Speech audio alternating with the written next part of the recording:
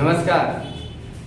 स्वागत है आप सभी लोगों का हमारे YouTube channel star GS hub में। स्टार जीएस हब YouTube का एक ऐसा प्लेटफॉर्म है जहां से आप जीएस से संबंधित समस्त जानकारी को उपलब्ध कर सकते हैं।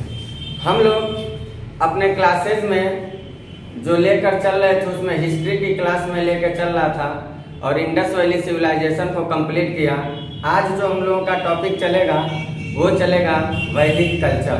तो आज हम लोग जिस टॉपिक पे चर्चा करेंगे वो वैदिक संस्कृति होगा।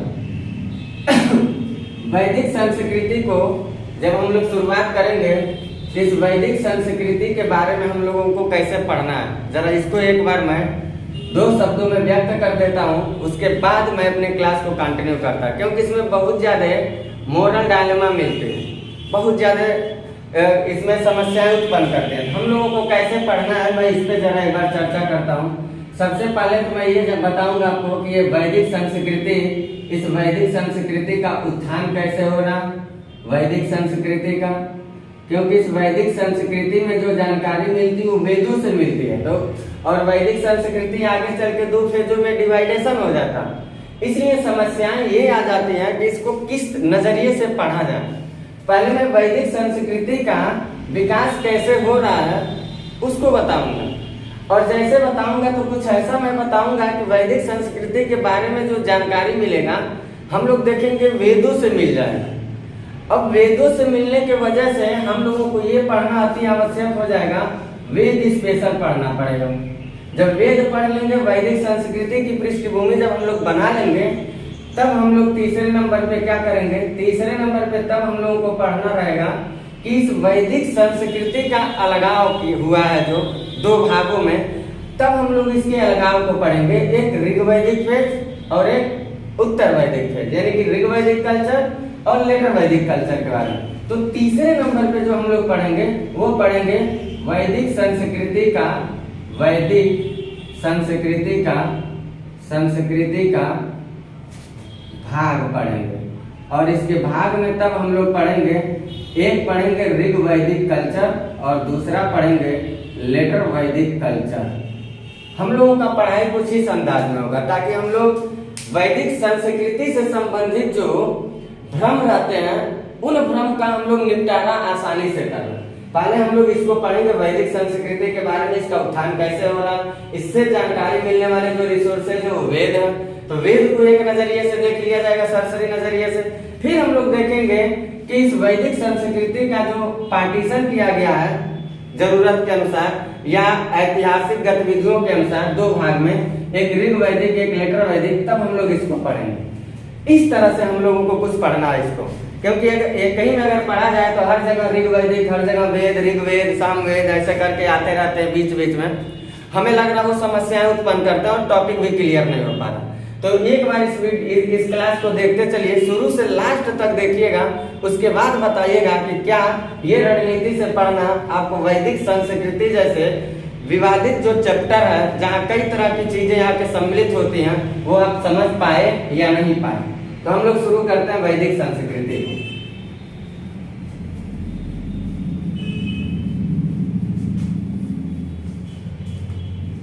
सबसे पहले जानकारी हम लोगों को ये लेना है, जिस वैदिक संस्कृति के बारे में हम लोग पढ़ने चल रहे हैं, इस वैदिक संस्कृति का उत्थान कैसे हो रहा। इसके पहले हम लोगों ने जो चैप्टर पढ़ा था वो चैप्टर हम लोगों का था इंडस वैली सिविलाइजेशन, सिंधु घाटी सभ्यता था। सिंधु घाटी सभ्यता का जब डिक्लाइन हो रहा है, जब उसका पतन हो रहा है, तो उसके पतन जो हम लोगों ने देखा, उसका पतन जो देखा वो पतन हुआ था 1750 ईसा पूर्व में। पीछे वाला जो वीडियो था इंडस वैली सिविलाइजेशन का उसमें देखिएगा 1750 ईसा पूर्व में इसका डिक्लाइन हो जाता है। और वैदिक संस्कृति का जो उत्थान होता है, इसका डेट अगर हम लोग देखें तो वो होता है 1500 ईसा पूर्व से लेकर के 1500 ईसा पूर्व से लेकर के ये 600 ईसा पूर्व तक चलता है। यानी कि एक बात साबित होता है 1750 से 1500 ईसा पूर्व के बीच आ जा रहा है, तो बीच क्या समय कहाँ गया, इसके बीच में जो 250 साल थे वो 250 साल कहाँ गए। 250 वर्षों का क्या हुआ। इन 250 वर्षों का जो संक्रमण काल था, इस पे अभी हम लोगों को चर्चा करना है। इस मुद्दे पे भी हम चर्चा करेंगे कि ये संक्रमण काल जो था वो क्या था और कैसे इस संक्रमण काल का जो ऐतिहासिक गतिविधि का रूप लिया है वो किस तरह से ले रहा है, इसको भी हम लोग देखेंगे। जब संस्कृति और सभ्यता का हम लोगों ने पढ़ाई किया तो संस्कृति सभ्यता के बाद हम लोग देखेंगे कि सभ्यता से संस्कृति की तरफ हम लोग कैसे आ रहे हैं। बस प्रूफ हो जाएगा कि 250 वर्ष कहाँ गए। आता हूं अपने मेन मुद्दे पे।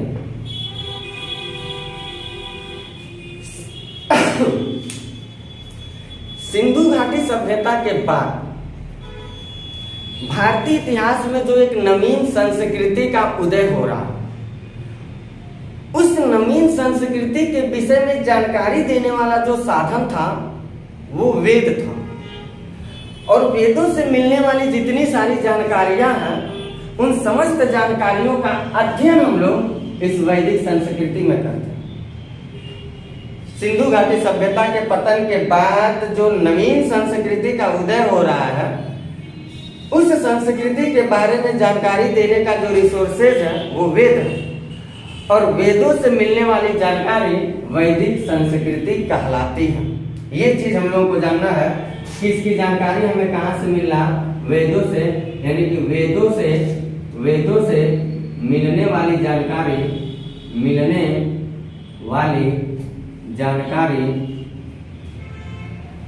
वैदिक संस्कृति कहलाती है। वैदिक संस्कृति कहलाती है। ये बात हम लोगों को प्रूफ हो गया कि वेदों से जो जानकारी मिल रहा है वो वैदिक संस्कृति कहलाती है। ये वैदिक संस्कृति जो था, एक सवाल उठता है कि इस वैदिक संस्कृति के प्रवर्तक कौन थे, ये वैदिक संस्कृति कैसे है, यानी कि इसके प्रवर्तक कौन थे। तो प्रवर्तक कौन थे इसके बारे में बहुत सारे मतभेद हैं।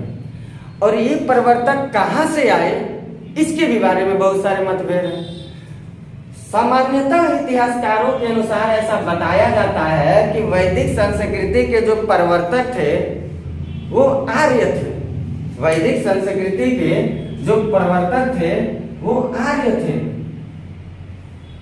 और ये आर्य जो है ये माना जाता है कि मध्य एशिया से चल के आए।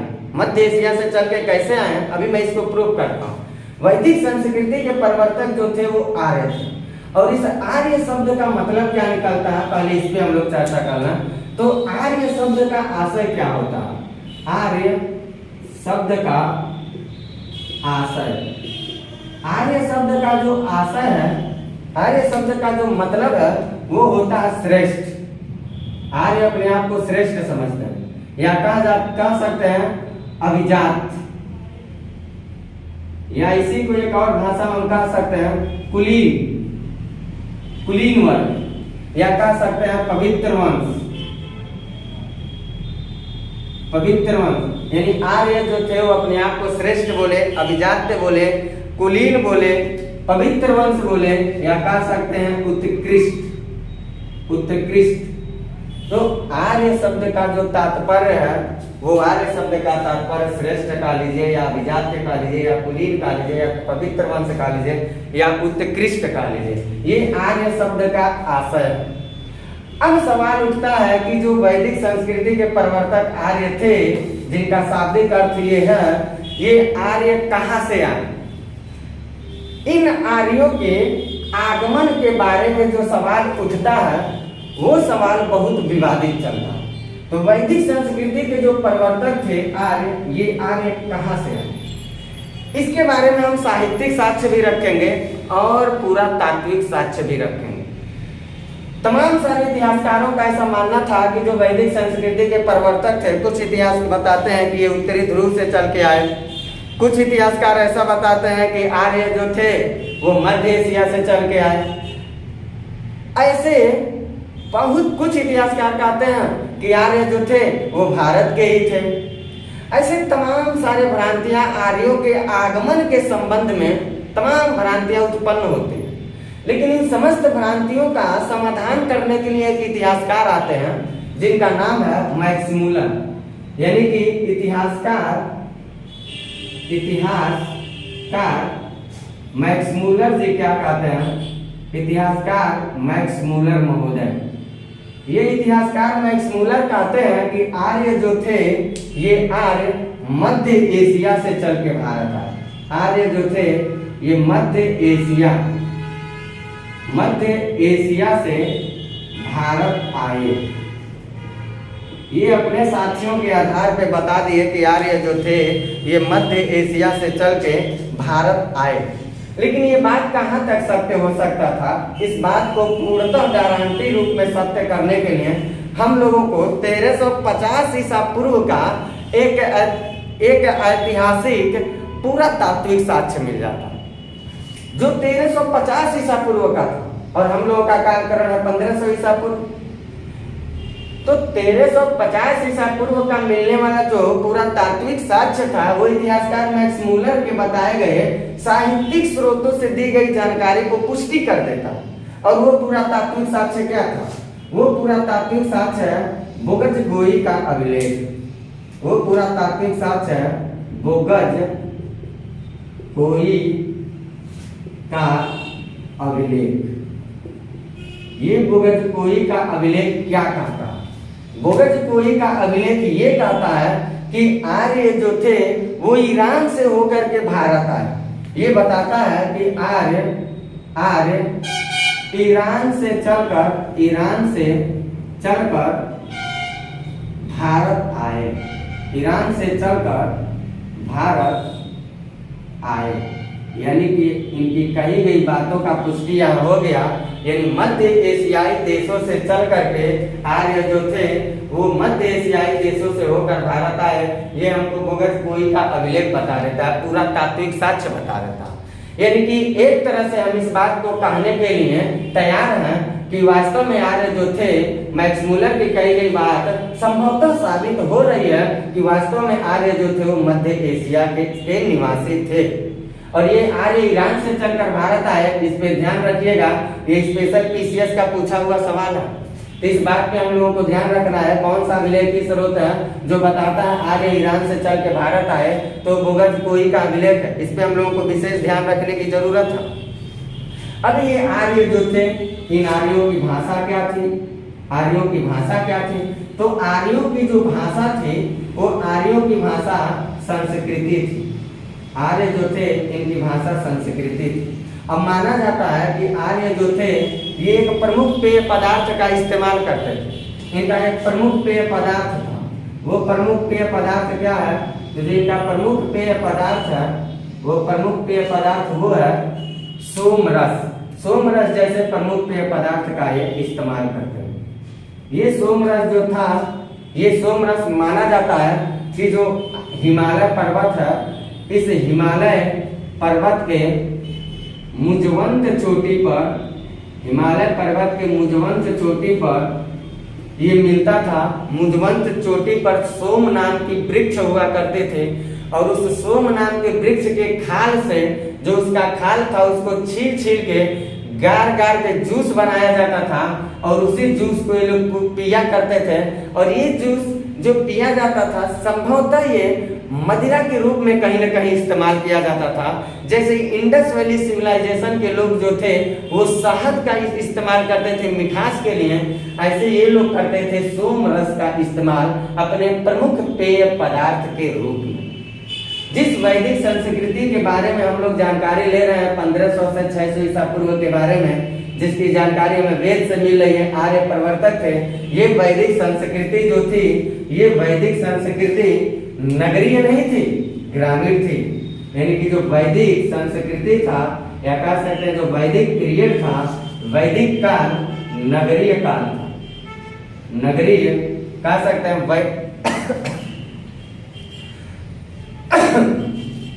वैदिक काल जो था ये नगरीय था, ग्रामीण था। ग्रामीण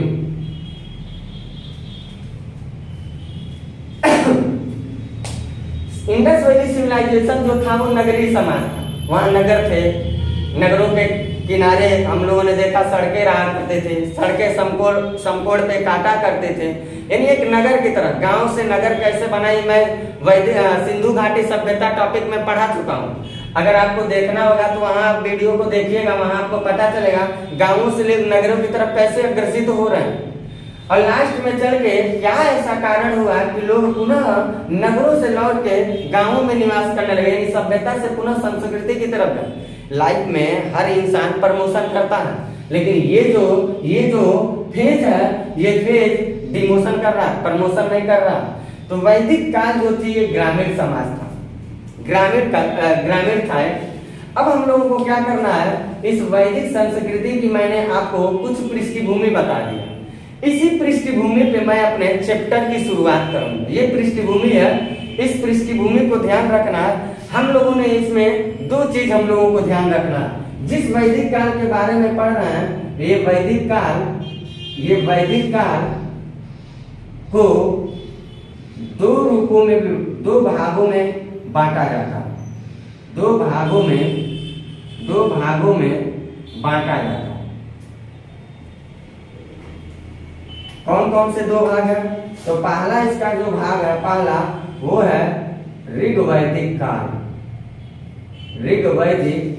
काल, जिसका टाइम पीरियड हम लोगों को मिलता है 1500 ईसा पूर्व से लेकर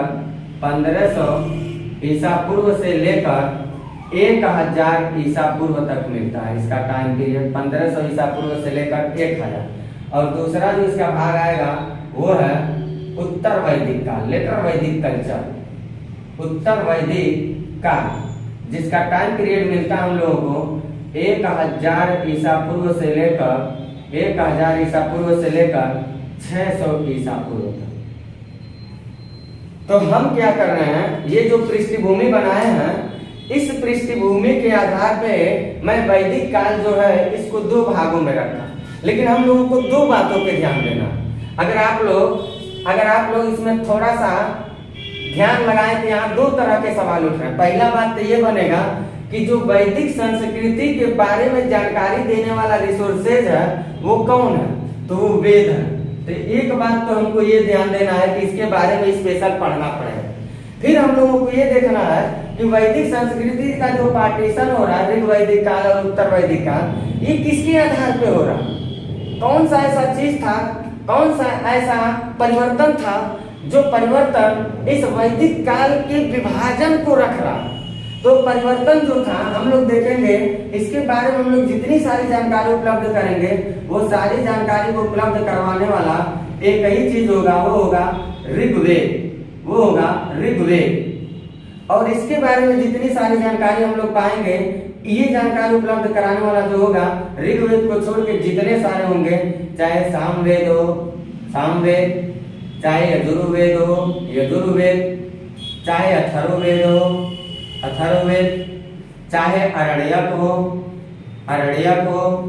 चाहे उपनिषद हो, आरण्यक हो, उपनिषद हो, चाहे संहिताएं हो इत्यादि कर देते हैं। ऐसे हिंदू माइथोलॉजी से उस कालखंड से संबंधित जितने सारे ग्रंथ मिलते हैं, उन सारे ग्रंथों में केवल ऋग्वेद जो है वो ऋग्वैदिक काल के बारे में हमें जानकारी देता है। और इस ऋग्वैदिक काल को अगर ऋग्वेद को छोड़ दिया जाए तो उस ऋग्वेद के अलावा जितने सारे वेद आएंगे, चाहे यजुर्वेद हो, सामवेद हो, अथर्ववेद हो, आरण्यक हो, उपनिषद हो, ये समस्त जिस कालखंड के बारे में जानकारी देते हैं वो कालखंड हमें उत्तर वैदिक काल के नाम से जानते हैं। तो हम लोगों को क्या करना है, इसमें हम लोगों को स्पेशल पहले ऋग्वेद, सामवेद, यजुर्वेद, अथर्व, आरण्यक, उपनिषद ये सब पढ़ लेना।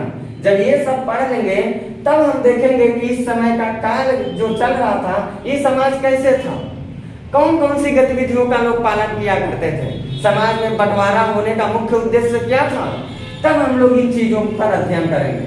तो मैं ये पृष्ठभूमि बना लिया, इसका अगर चाहें तो आप स्क्रीनशॉट ले सकते हैं या इसको नोट कर सकते हैं।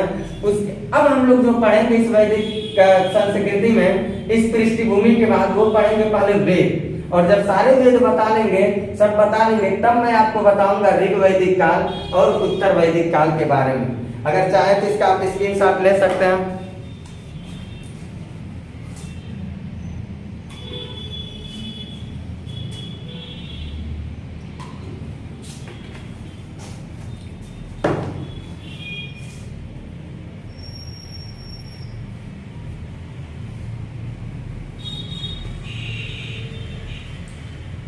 अब हम लोग पढ़ने चल रहे हैं पहले वेद के बारे में। वेद जैसे मैं बता लूंगा, बहुत ज्यादा इसमें नहीं पढ़ना हम लोगों को, सरसरी निगाह से लेकर चलेंगे, जैसे उसके बता लेंगे उसके बाद मैं बताऊंगा आपको ऋग वैदिक काल और उत्तर वैदिक काल के बारे में। तो आप लोग धैर्य रखिएगा, इस वैदिक संस्कृति के पहले शुरू से लास्ट तक की सारी बातों को सुनने के बाद आप निष्कर्ष निकालिएगा कि वास्तव में वैदिक संस्कृति को इस अंदाज में पढ़ना कितना कारगर आपको एग्जाम के नजरिए से और समझने के लिए कितना कारगर साबित हो रहा है, ये जरूर बताइएगा।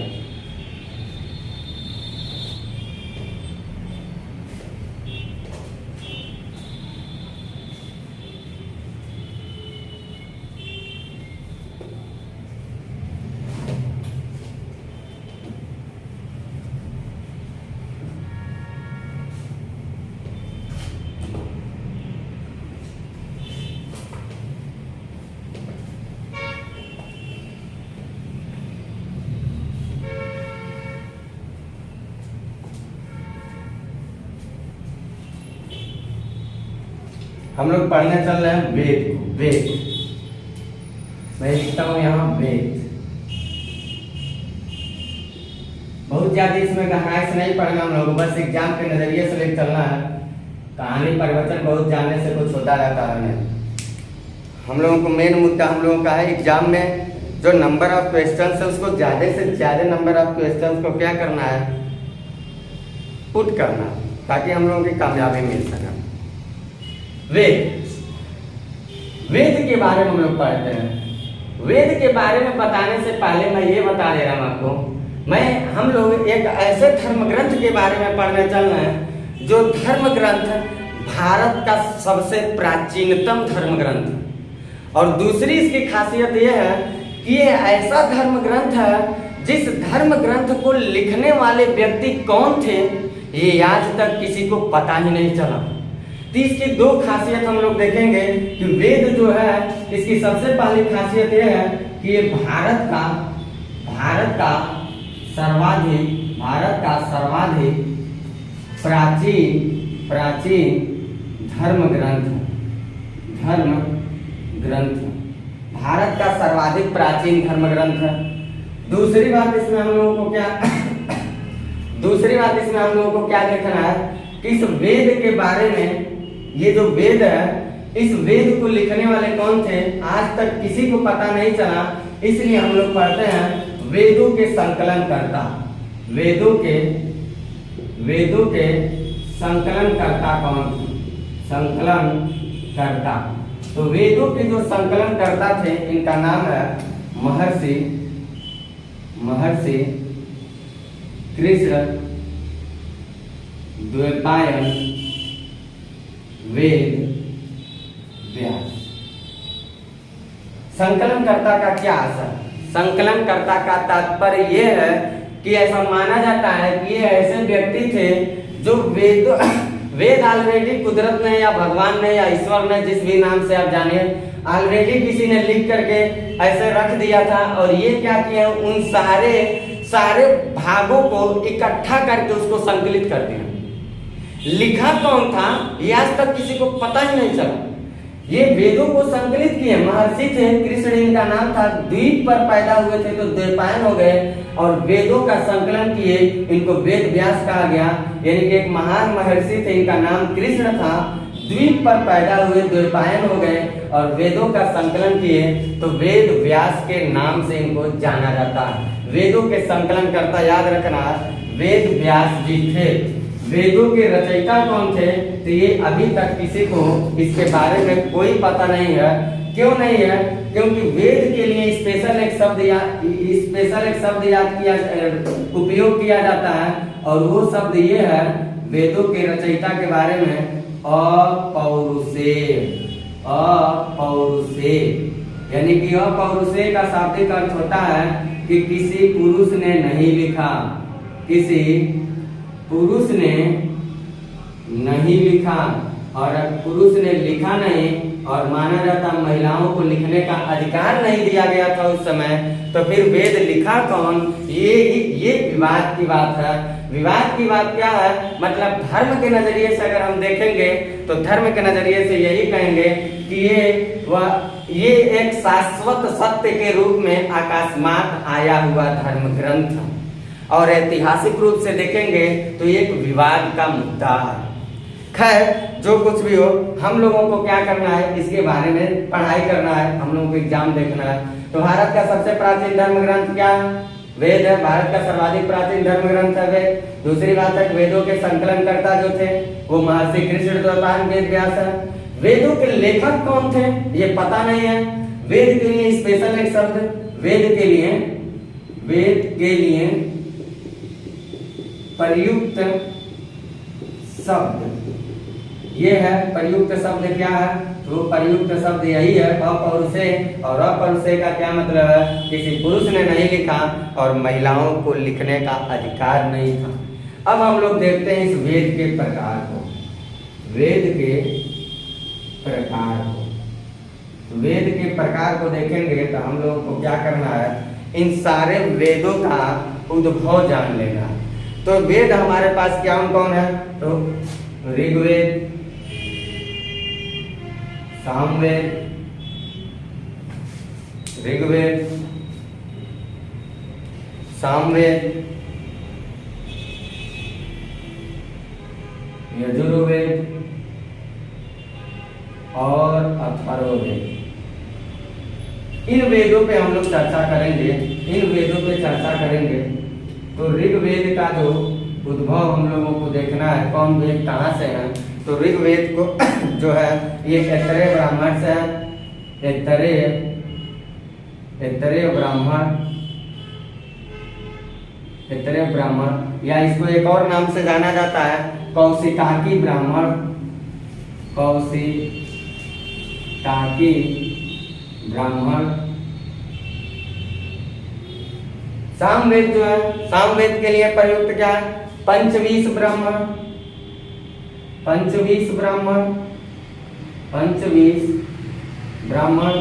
इसके लिए एक और शब्द प्रयुक्त है तांडव ब्राह्मण। और ये बहुत ही इंपॉर्टेंट है। ये ऐसे कॉलम बना के भी दे देता है पीसीएस तक के एग्जामों में, आरओ तक के एग्जामों में, और कहा था इसमें से एक पार्ट लिखेगा, एक वाला पार्ट, या इधर का पार्ट लिख देगा और कहेगा मैच करिए, या कहेगा कौन सही सुमेलित नहीं है। और वनडे एग्जामिनेशन में क्या करता है, जो भाई एसआई, यूपीपी, ऐसे जीडी, लेखपाल ये सब देना चाहते होंगे, उनकी एग्जाम में इसको अगर पूछेगा कैसे पूछ सकता है? वो डायरेक्ट दे देगा, कहेगा कहाँ से कौन लिया गया या किसके लिए कौन सा शब्द प्रयुक्त किया गया।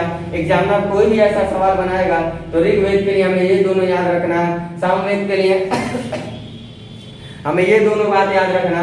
और यजुर्वेद जो है, यजुर्वेद के लिए हम लोगों को क्या याद रखना है? सब यजुर्वेद के लिए, इसके लिए जो शब्द है वो है शतपथ ब्राह्मण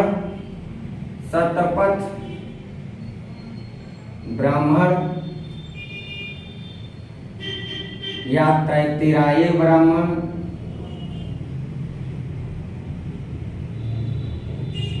यहाँ तक तो सबके लिए दो दो है, लेकिन अथर्ववेद के लिए मात्र एक ही है, और वो है गोपथ ब्राह्मण।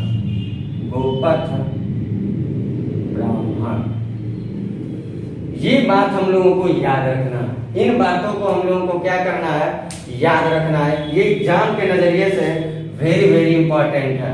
इसको, इस चार्ट को आप याद रखिएगा। तो मैंने क्या देखा, वेद के बारे में बताया, सबसे प्राचीन है, इसके संकलनकर्ता ये है, इसके नाम के लिए अपौरुषेय यूज किया गया, इसके प्रकार को देख लिया। अब एक एक वेद के बारे में हम लोग दो दो चार चार अक्षर को जान लेते हैं, जो एग्जाम के नजरिए से बहुत जरूरी है। और इसको जैसे जान लेंगे तो ऋग्वेद में क्या हमने जाना, उसके आधार पे हम ऋग्वैदिक काल पढ़ लेंगे। सामवेद, यजुर्वेद, अथर्ववेद, उपनिषद, ऋग्वेद, इसके बारे में हमने क्या पढ़ा, उसके आधार पे हम लोग उत्तर वैदिक काल के बारे में जान लेंगे। तो हम लोगों का पढ़ाई बड़ा आसान हो जाएगा, हमें जहां तक लग रहा है। तो मैं एक एक वेद के बारे में दो दो चार चार बातें बताते चल रहा हूं, जो एग्जाम के नजरिए से बहुत जरूरी है। इसको इरेज करता हूं।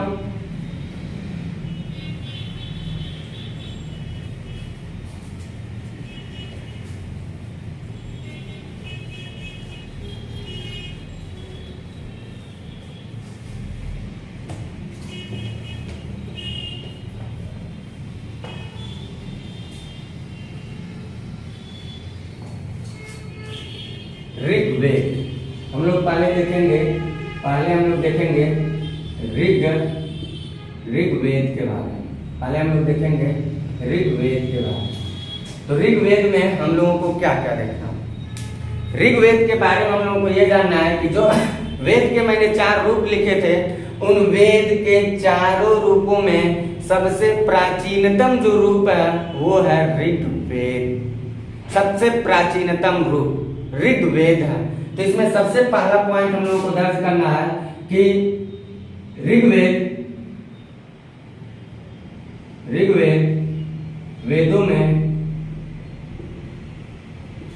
सबसे प्राचीनतम है, सबसे प्राचीनतम वेद है।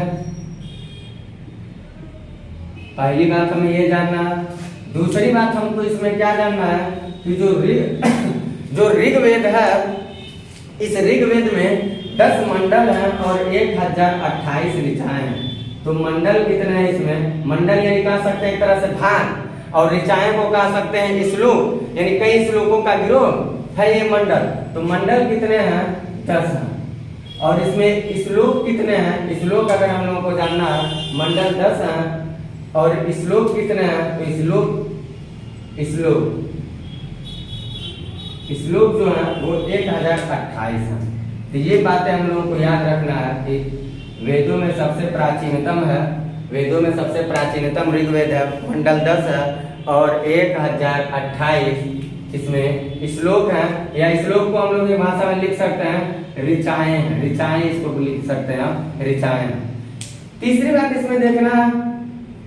तीसरी बात हमको ये देखना है कि ऋग्वेद के जो 10 मंडल हैं उसमें 2, 3 मंडल, 4 मंडल ऐसे हैं जो एग्जाम के नजरिए से बहुत ज्यादा पूछे जाते हैं।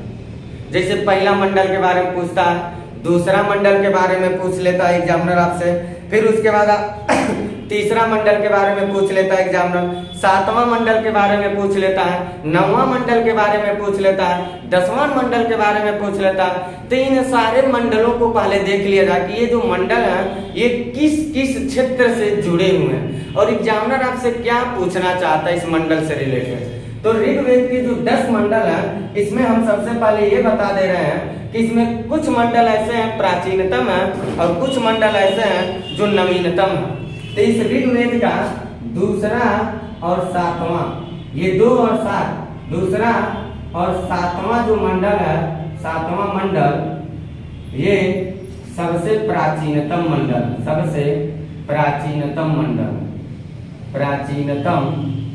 है। और इसमें पहला जो है और 10वां जो है, 10वां ये सबसे मंडल ये सबसे नवीनतम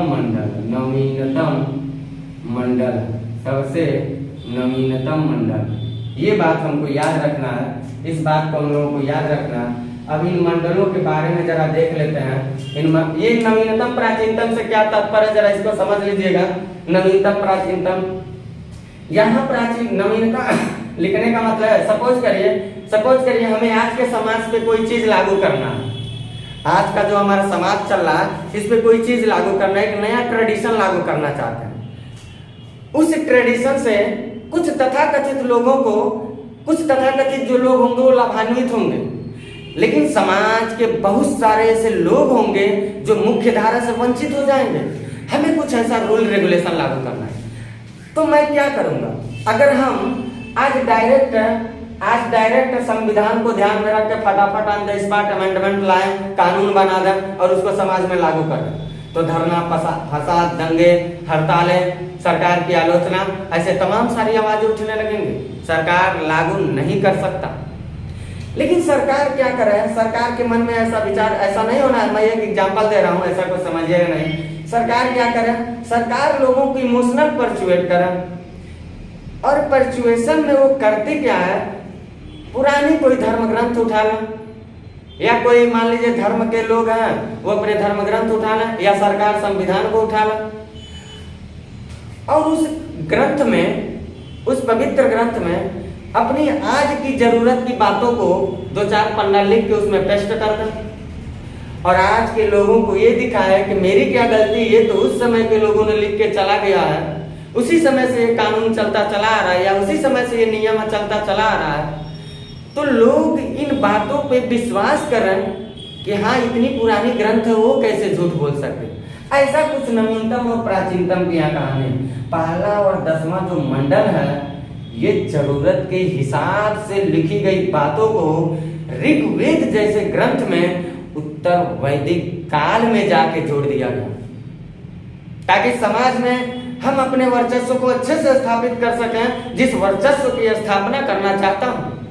कुछ ऐसी नियमें थी, कुछ ऐसी भ्रांतियां थी, जो कुछ हम लोगों को यहाँ देखना। दूसरा और 7वां मंडल सबसे प्राचीनतम था, पहला और 10वां मंडल जो था ये सबसे नवीनतम था। इसमें जो तीसरा मंडल, अब हम लोग सारे मंडलों को पहले पढ़ लेते हैं। इसमें जो स्पेशल तीसरा मंडल, ये तीसरा मंडल क्या कहता है? ये तीसरे मंडल बहुत सवाल उठाते रहते हैं। तीसरे मंडल में गायत्री मंत्र का उल्लेख किया गया। गायत्री मंत्र का उल्लेख किया गया। तीसरे मंडल में क्या किया गया? गायत्री मंत्र का उल्लेख किया गया, जो सविता को समर्पित यहाँ सविता है। गायत्री मंत्र का उल्लेख किया गया। फिर तीसरे के बाद हम लोगों को क्या देखना है? तीसरे मंडल के बाद जो हम लोगों को देखना है, वो देखना है इसका 7वां मंडल।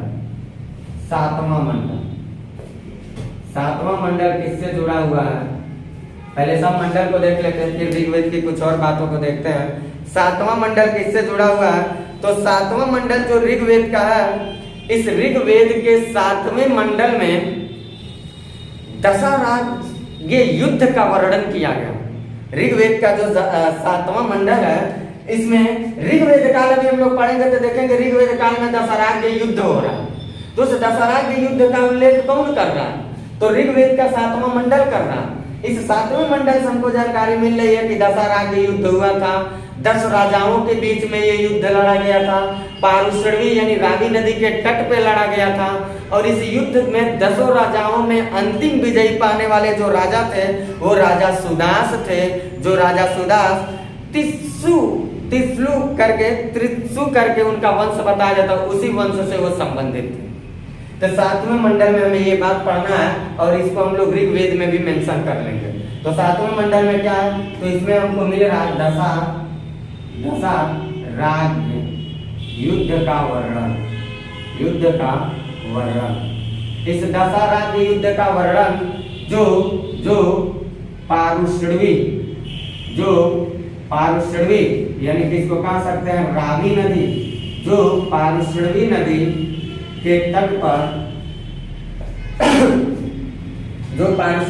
के तट पर लड़ा गया। ये बात हम लोगों को याद रखना है। ऋग्वेद के 7वां मंडल जो है, ये ऋग्वेद का 7वां मंडल किससे संबंधित है? तो दशराज के युद्ध से संबंधित है।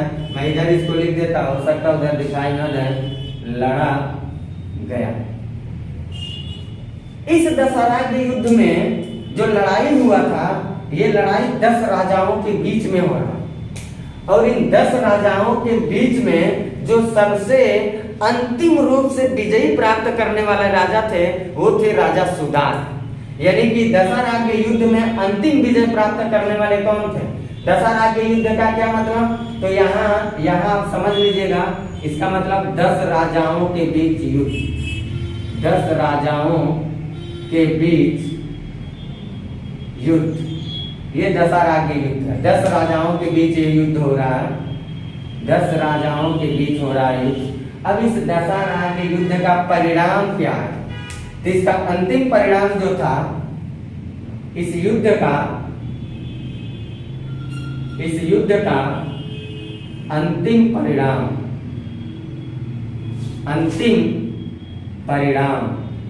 परिणाम क्या था?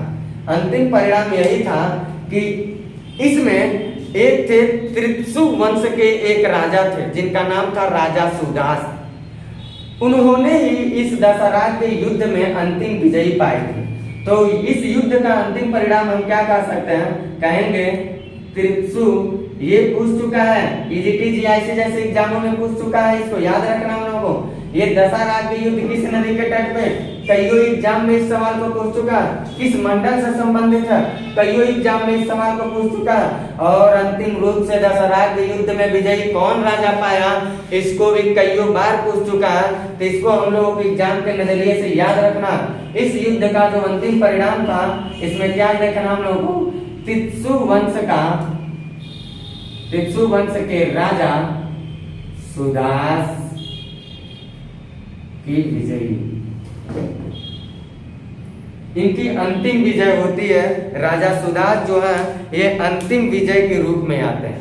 यानी कि 7वें मंडल से संबंधित हमने क्या देखा ऋग्वेद में? तो दशहरा के युद्ध जैसे युद्ध का वर्णन मिल रहा है, जो पारसड़ी या कह सकते हैं रावी नदी के तट पे लड़ा जा रहा है। इसमें 10 राजाओं के बीच युद्ध हो रहा है और अंतिम परिणाम तित्सु वंश के राजा सुदास की हो रही है। अब इसमें हम आगे बढ़ते हैं, 7वां मंडल से आगे बढ़ते हैं और इसमें हम लोग देखते हैं इसमें 9वां मंडल क्या था। तो हम इसमें से कुछ भाग इरेज कर देते हैं। आप इसका चाहे तो आप टेस्ट कर लें। इसमें थोड़ी सी मैं इरेज करता हूं।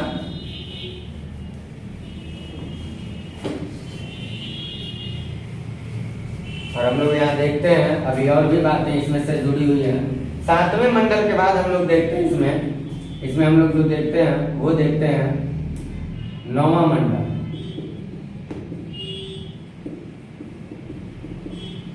इसका 9वां मंडल जो है, ये 9वां मंडल जो है ये आर्यों के एक देवता थे। आर्यों के देवता, क्योंकि आर्यों के बारे में बताने का काम हमको वेद ही कर रहा है। यानी कह सकते हैं कि वेदों से ही आर्यों के बारे में हमें जानकारी मिल रहा। तो आर्यों को जो देवता थे वो उनका उल्लेख 9वें मंडल में किया गया है। यानी आर्यों के देवता जो सोम थे, उस आर्यों के देवता सोम को ये समर्पित है। तो 9वां मंडल किससे संबंधित है? आर्यों के देवता सोम को समर्पित,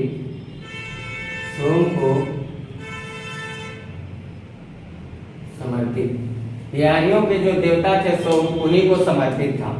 और ऋग्वेद का लास्ट हम लोग देखने चल रहे हैं 10वां मंडल। तो ऋग्वेद का जो 10वां मंडल है, इस 10वें मंडल में हम लोगों को 2 तरह की बातों को पढ़ना है। इसको मैं एक थोड़ा अलग अंदाज में कर देता हूँ। 10वां मंडल जो है इसमें मुख्य रूप से हम लोगों को 2 बातों को पढ़ना है। तो मैं यहाँ लिख देता हूँ 10वां मंडल। इस 10वें मंडल में दो तरह की बातें क्या पढ़ना। एक तो ये बात पढ़ना है कि इस 10वें मंडल जो है, इस 10वें मंडल में शूद्र शब्द का पहली बार उल्लेख हुआ। यानी कि ये बात साबित हो जा रहा है कि ऋग्वेद का पहला और 10वां मंडल बाद में जोड़ा गया है। यानी कि वास्तव में जो वैदिक संस्कृति के लोग रहे होंगे, वे वैदिक संस्कृति के लोग समाज में अपनी एक अलग पहचान बनाने के लिए समाज के कुछ लोगों को कमजोर बताया और कुछ लोगों को उजागर बता रहा है, उत्थान कर रहा है। यहीं से पहली बार शूद्र शब्द, इसके पहले चाहे इंडस वैली सिविलाइजेशन हम लोगों ने इससे पहले सभ्यता पढ़ लिया, पाषाण काल हो, धरातल पे इससे पहले की जो ऐतिहासिक गतिविधियां थी, उन ऐतिहासिक गतिविधियों में वर्ण व्यवस्था का कोई ऐसा उल्लेख नहीं था जिसमें व्यक्ति अपने जाति के आधार पे बटा हो। पहली बार जातिगत रूप से बंटवारा करने का काम किया गया है और वो किया गया वैदिक संस्कृति के स्पेशल उत्तर वैदिक काल में। लेकिन समाज के जो लोग थे ना, उत्तर वैदिक काल के लोग बहुत ही समझदार रहे होंगे। वो उत्तर वैदिक काल के भले ही थे, लेकिन समाज में जो नियम बना के लागू करना चाह रहे हैं वो ऋग वैदिक काल के ग्रंथ से कर रहे हैं, ताकि लोगों को विश्वास हो कि वास्तव में ये काम किसी प्रकृति या दैवीय शक्ति का ही था। 10वां मंडल में सबसे पहला बात हम लोगों को जानना है कि इसमें शूद्र शब्द का उल्लेख आ गया। शूद्र शब्द का उल्लेख आ गया और शूद्र शब्द का जैसे उल्लेख आया तो समाज हो गया 4 वर्ण में विभाजित। समाज 4 वर्णों में विभाजित हो गया। और दूसरी बात इसमें हम लोगों को ये देखना है, 4 वर्णों में समाज यहाँ विभाजित हो रहा है।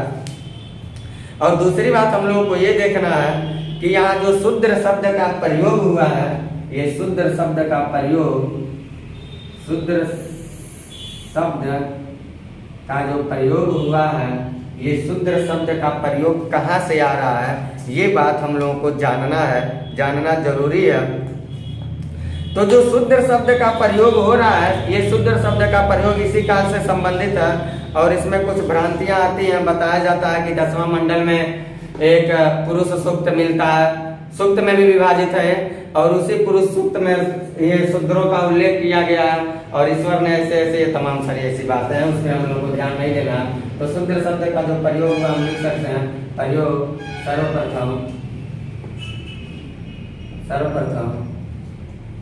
4 वर्णों का उल्लेख यहाँ मिल रहा है।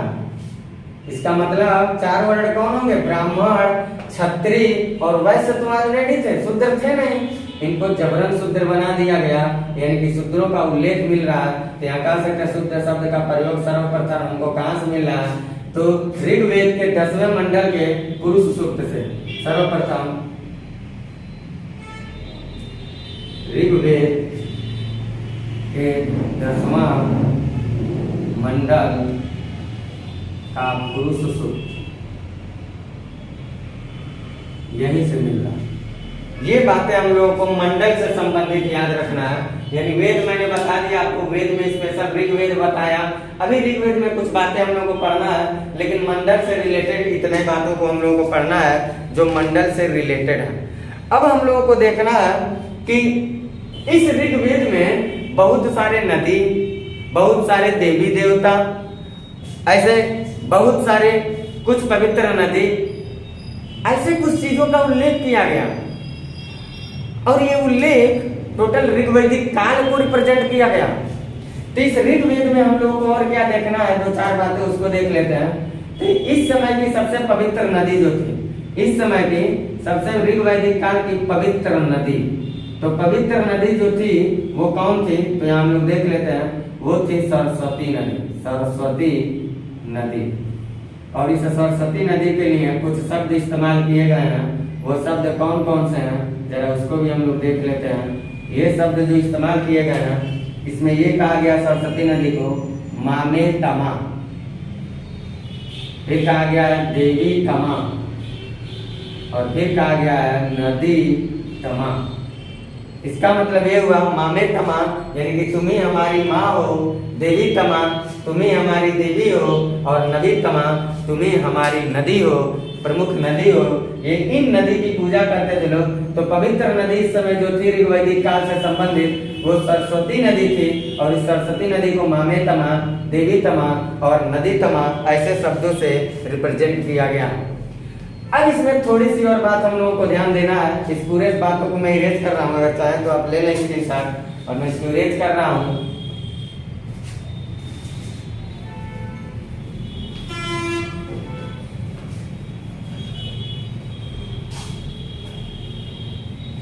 ऋग्वेद में ही कुछ बात हम लोगों को ध्यान देना है, ऋग्वेद में ही हम लोगों को कुछ बातें ध्यान देने वाली हैं, उस पर हम लोग चर्चा कर लेते हैं क्या वो बातें हैं जिन पे और ध्यान देना है।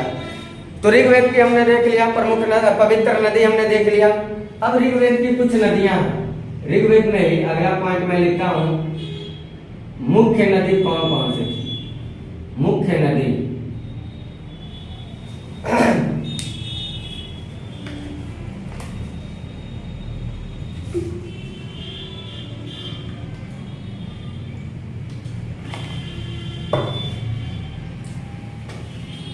मुख्य नदी की जगह हम ये लिख सकते हैं प्रयुक्त नदी,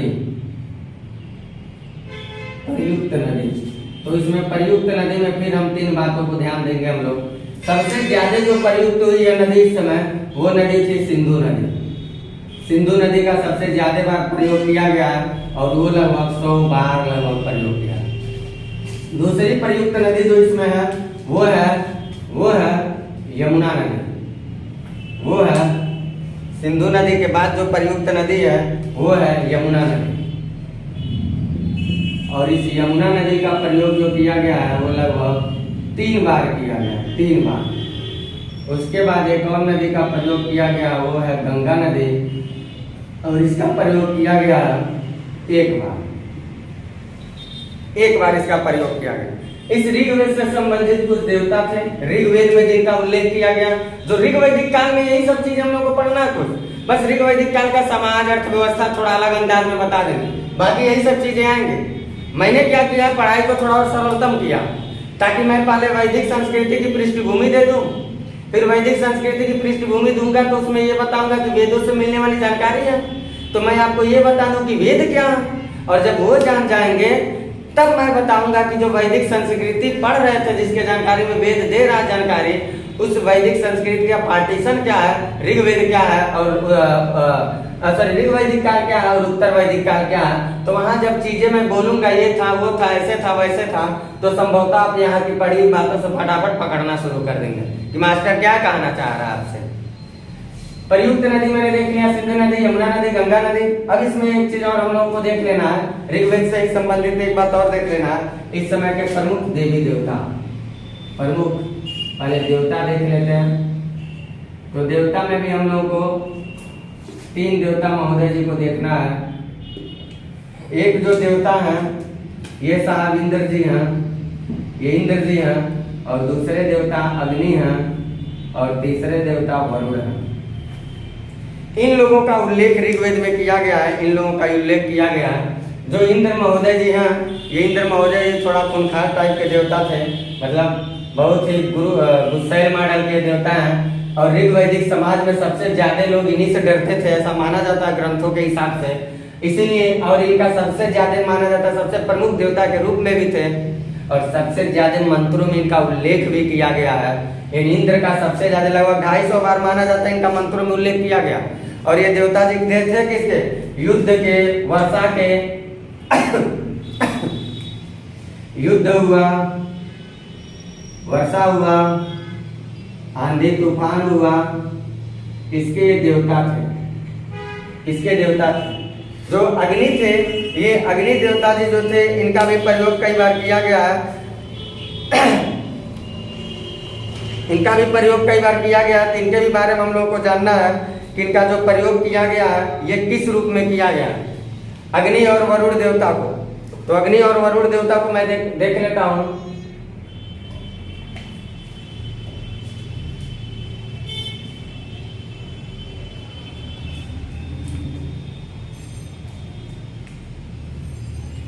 अग्नि का जो उल्लेख है इसको हम लोग देख लेते हैं, यहाँ पृथ्वी लिख लेते हैं और यहाँ जल लिख लेते हैं। ये इस समय के कुछ प्रमुख देवता हैं, और कुछ प्रमुख देवी जी लोगों को देख लेता फटाफट। इस समय के प्रमुख देवी जी कौन हैं, तो 2 देवी जी लोगों का हम लोग नाम लिखेंगे। एक देवी जी हैं, एक देवी जी जो है इस समय की वो हैं उषा जी, सायंकाल वाले, और एक इन्हीं की सिस्टर आ जाएंगी अदिति जी। ये उषा और अदिति ये 2 लोग इस देवी के रूप में हैं। ऋग्वैदिक काल जो हमने बताना चाह रहा था आपको, ऋग्वेद, उस ऋग्वेद को मैं आपको बता दिया। ये रहा आपका, जितनी अभी तक हम लोगों ने बातें पढ़ा ऋग्वेद से संबंधित, इतनी बात तो आपको याद रखना है। इतनी बातें सवाल आते रहते हैं। वैसे ऋग्वेद बहुत बड़ी ग्रंथ है, तो उसको पूरा पढ़ पाना संभव ही नहीं है। मास्टर को ही नहीं पता है तो आपको क्या बताएगा, और किसी भी मास्टर को नहीं पता होगा, जहां तक मुझे मालूम होगा। भले हवाबाजी में कुछ भी चिल्लाता है तो वो अलग बात है। अब हम लोग देखते हैं 2 लाइन सामवेद के बारे में। इतनी बातें आप लोग नोट कर लीजिएगा। अभी मैं एक बार और निकाल कर दे देता कि मैं आपको क्या बताना चाह रहा हूँ और किस अंदाज में लेकर चल रहा था। वैसे इसको लिखते चलिएगा, ऐसे जैसे मैं लिख रहा हूँ वैसे नोटबुक बनाते चलिएगा। ये सबको हूबहू आपके नोटबुक बनाने के लिए इतना मेहनत कर रहा हूँ, नहीं तो ऐसे बोल भी सकता था। अब हम लोग देखते हैं सामवेद। सामवेद में एक बात हम लोगों को बस 1-2 बात याद रखना है। सामवेद सबसे पहली बात यह है कि ये गायन से संबंधित है, गाना बजाना इसमें गायन से संबंधित है। पहली बात ये है कि गायन से संबंधित है, संगीत वगैरह से।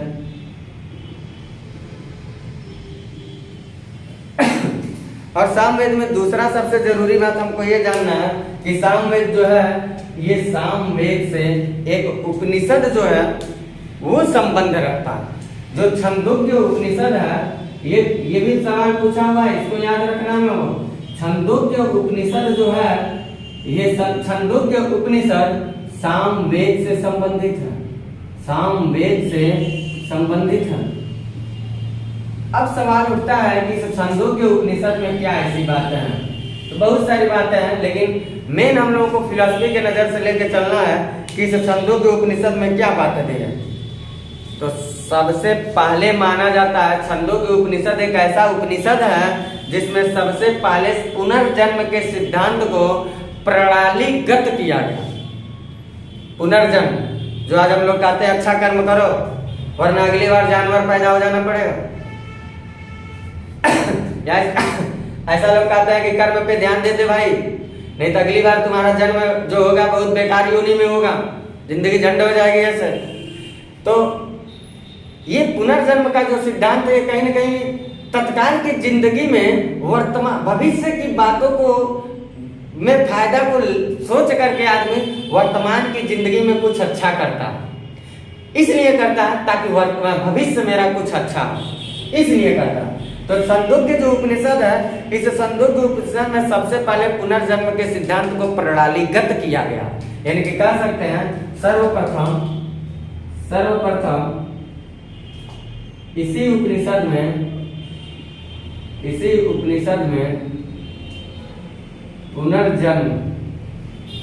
पुनर्जन्म के सिद्धांत को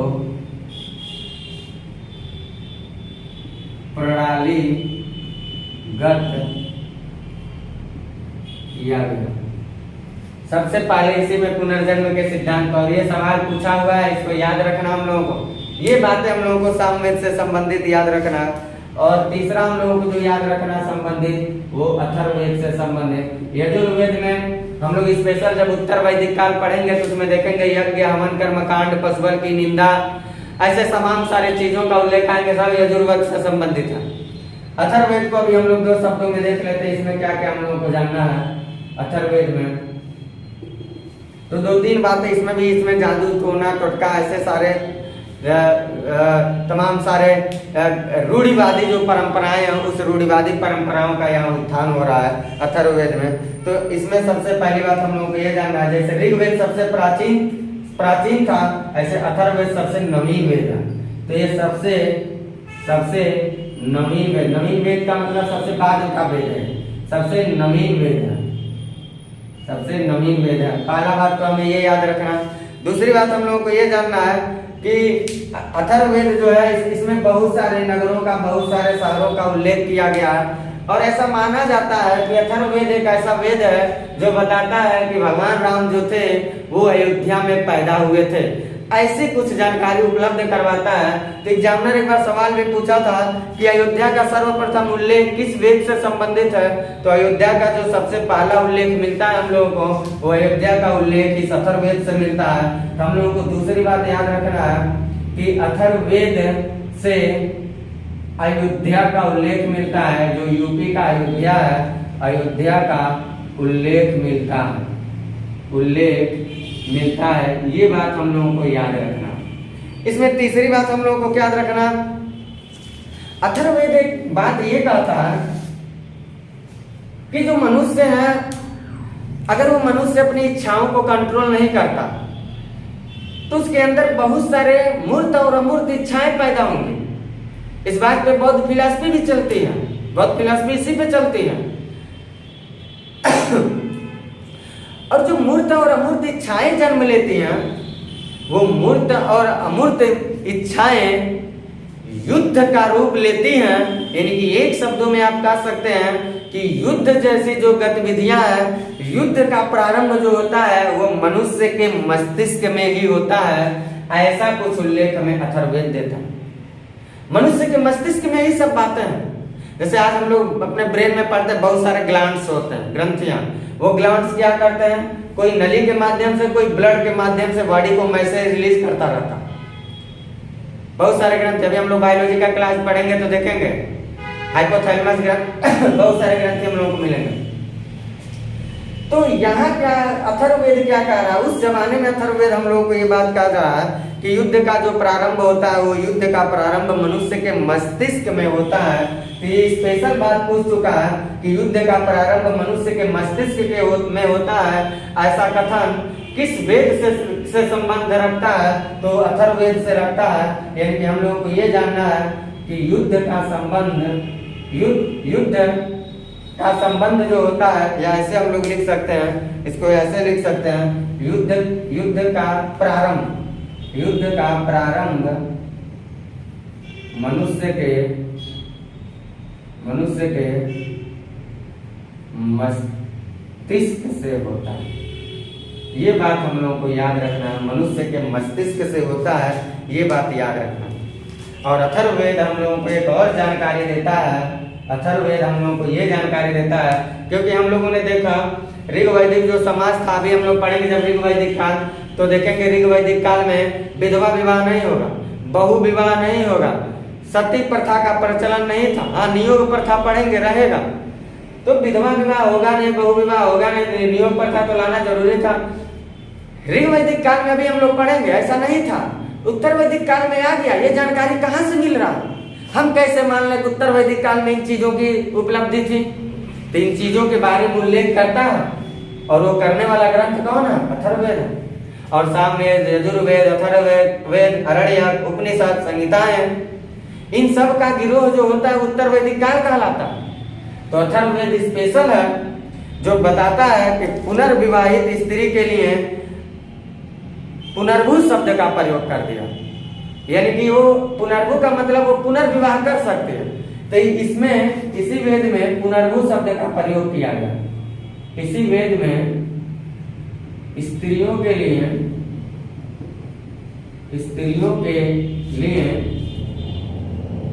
पुनर्भू, इस शब्द को याद रखना हम लोगों को, शब्द का प्रयोग किया, शब्द का प्रयोग किया गया। अब पुनर्भू का क्या मतलब होता? यानी कि पुनर्विवाह, यानी कि किसी कारणवश अगर किसी महिला का पति नहीं है इस दुनिया में, तो महिला दोबारा मतलब पुनः विवाह कर सकती है, ऐसा कुछ नियम था। और इसमें एक वेद को और हम लोग देख लेते हैं, इसको स्क्रीनशॉट ले लीजिएगा। एक वेद को और देख लेते हैं, उसमें कोई वेद नहीं, उसमें कुछ पढ़ने वाली बात नहीं है, यजुर्वेद। और यजुर्वेद को हम लोग अभी उत्तर वैदिक काल में जानेंगे, जितने सारे यज्ञ, हवन, कर्मकांड, ये सब चीजें मिलेंगे, सब यजुर्वेद से ही संबंध रखेंगे। अब मैं आपको अपनी बातों को रिकॉल करता हूँ 2 मिनट, उसके बाद यही क्लास को स्थगित दूंगा, बाकी चीजें हम लोग अगले क्लास में पढ़ेंगे। तो क्या मैं जो रिकॉल करता हूँ इसमें हम लोगों को क्या क्या देखना है, क्या अगली हम लोगों का अगला फेज क्या होगा, इसके बारे में हम लोग जान लेते हैं। मैंने आपको अभी क्या बताया और आगे क्या बताऊंगा जरा समझ लीजिए। अभी ये चैप्टर कंप्लीट नहीं हुआ हम लोग, अभी ये चैप्टर कंप्लीट नहीं हुआ। मैंने आपको ये बताया पहले कि वैदिक संस्कृति की पृष्ठभूमि दिया, वैदिक संस्कृति की पृष्ठभूमि दिया। फिर इसके बाद मैं दूसरे नंबर पे आपको क्या बताया हूँ कि इसके बारे में सबसे ज्यादा जानकारी वेदों से मिली है।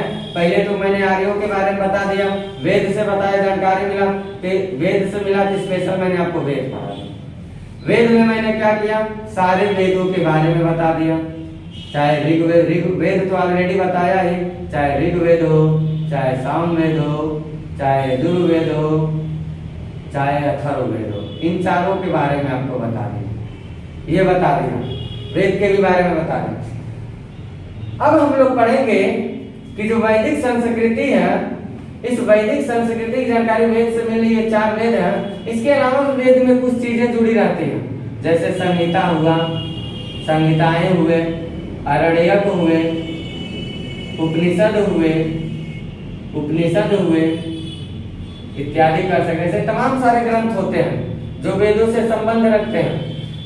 तो इसमें हम लोग ये देखेंगे, पृष्ठभूमि पढ़ने बाद ये देख लिया, अब हम लोग इस कालखंड को पकड़ के निकालेंगे अलग, और इसको निकालेंगे और इसको एक नया कालखंड बनाएंगे, ऋग्वेद। इसको हम लोग बनाएंगे यहाँ से ऋग्वैदिक काल, और यहाँ से सारे चीजों को पकड़ के हम लोग निकालेंगे। ये पूरी बात है, सामवेद, यजुर्वेद, अथर्ववेद, आरण्यक, उपनिषद, और यहाँ से हम लोग देखेंगे बनेगा उत्तर वैदिक काल।